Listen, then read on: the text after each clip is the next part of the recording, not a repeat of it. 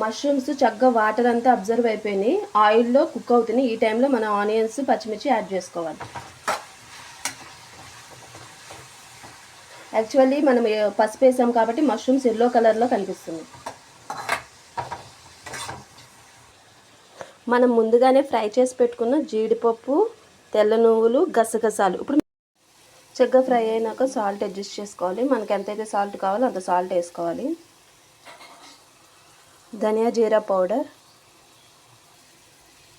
కారం టేస్ట్కి సరిపోయినంత, మనం ముందుగానే మిక్సీ పట్టుకున్నటువంటి జీడిపప్పు, నువ్వులు పేస్ట్ వేసేసుకోవాలి. దీనిలో కొంచెం వాటర్ పోసుకొని యాడ్ చేసుకోండి. ఆల్రెడీ మనం ఫస్టే మష్రూమ్స్ బాగా ఫ్రై అవనిచ్చాం కాబట్టి కొంచెం వాటర్ యాడ్ చేసుకొని సరిపోతుంది.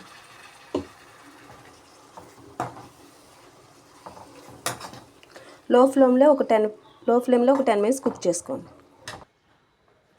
ఇది హోమ్ మేడ్ గరం మసాలా.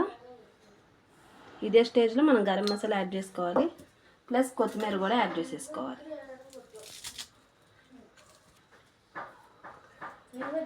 ఒక 10 మినిట్స్ కుక్ అవనిస్తే అయిపోతుంది. ఫోటో